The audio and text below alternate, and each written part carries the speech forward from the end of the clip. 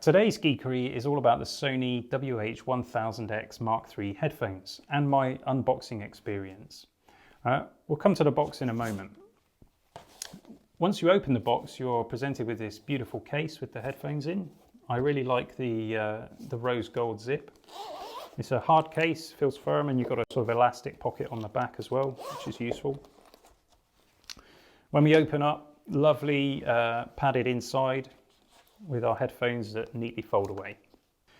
We've also got a charging cable, just a small one, but it's standard USB-C, so any USB-C charger will work fine. We have an audio cable as well, so if your headphones are out of charge or you just want to plug in, go analog for a while, you've got a cable to do that with. And of course, these are noise cancelling headphones, and a lot of people buy noise cancelling headphones for use on trains and aeroplanes. And aeroplanes in particular, of course, you need an adapter if you're going to plug into the seat, and one of those is included in the case. These headphones feel really premium.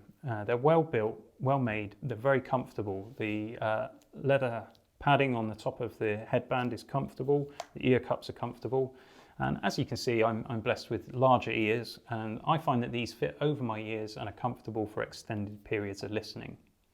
On the right-hand cup is a touch-sensitive panel, and you basically swipe up and down to change the volume. Left and right moves you to different tracks that you might be listening to. I think I prefer a tactile button because it's very easy to get your gesture wrong when you're walking along and end up skipping a track when you didn't want to. But it doesn't bother me overly. On the left-hand ear cup, you've got the power switch and you've got the noise cancellation button. You can link these headphones up to your smartphone, and there's a smartphone app where you can adjust the EQ for the headphones, and you can change the environment that you're in so that the noise cancellation is optimized for what you're doing. The headphones don't support being paired to multiple devices at the same time. They can only be paired with one device at a time, but I've not found that to be a problem. When you switch them on, you just hold down the power button until it goes into pairing mode, and then go into the Bluetooth settings on your computer. The headphones will already be there, you just hit connect and it's really simple. And so I don't mind that at all. Obviously then you've also got the input on the left cup for the cable if you want to plug them in. The charging point is on the right hand ear cup. They don't take long to charge and they last up to 30 hours on a single charge, so really good battery life. If you like high-res audio, these headphones support Bluetooth 5 and also Sony's proprietary codec that offers almost 1 megabit per second in bandwidth. Of course, if you're connecting these to an Apple device, you'll always be limited to the 256 kilobits AAC codec that Apple insists on. I don't understand why Apple haven't allowed high-res wireless audio on their devices yet, but maybe that's something that's coming soon. There's not much else to say about these headphones. For the price, which in the UK is about £300, I think they represent excellent value for money. The noise cancellation is superb, the audio quality is fantastic. I don't think you'll be disappointed at all. Many reviewers are saying that these headphones outperform the Bose Quiet Comfort. I haven't tried the Bose headphones myself, so I can't testify to that, but I can say these Sonys are fantastic. Now, how about the unboxing experience? My unboxing experience with these headphones was somewhat subpar. Now, for buying a pair of headphones, I want to be able to try them on because I need to check that the comfort is okay. I need to hear the audio, so I went to a retail store and I chose to go to Curry's. In the UK, Curry's is an electrical retailer.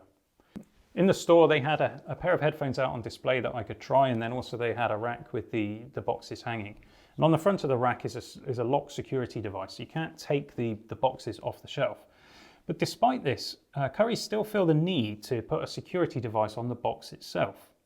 Now, I thought this would be just a display box. I didn't realize until I'd left the store that actually what I got is a damaged box. The security device ties on with these metal wires, and they've done it up so tight that they've crushed the box. I'm a bit obsessive about my devices. I like to keep them pristine and I like to keep the boxes, and so having a shabby box doesn't work so well for me. But what really upset me is this was wrapped in cellophane, and when I took the cellophane off, what I noticed was the box is actually ripped. Now, that to me doesn't make any sense. I don't understand what Curry's are doing here. They obviously took the box, ripped it, then wrapped it in cellophane, put the security device on too tight as always, and then put it on the shelf. Why do you do this, Curry's? Why are you doing this? We live in a time where traditional bricks and mortar retail stores are suffering because they're being undercut by online retailers. But here is an opportunity, you know, charge a little bit more and own the fact that you charge more by giving superlative service. I should get my best purchasing experience and unboxing experience from a retail store, and I'm happy to pay the premium for that. But the reality is I could have bought these headphones for the same price from Amazon and I'd have got a pristine box delivered to me and I'd have had that premium unboxing experience. So in the very minuscule chance someone from Curry's management is watching this video, guys, sort it out. Well, that's been it from me. I hope you enjoyed this video. Please hit the like button, please subscribe for more geekery, and I'll see you next time.